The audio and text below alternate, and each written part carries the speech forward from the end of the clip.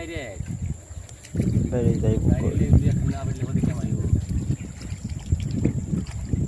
তারপরে তো 2-3 আছে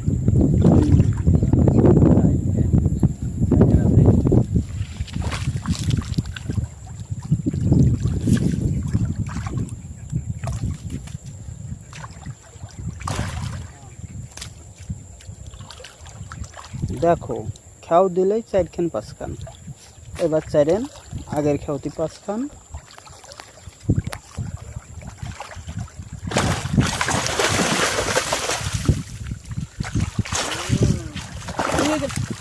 ধো বেশি ধো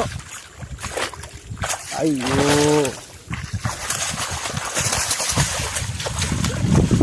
উপরে খেয়াল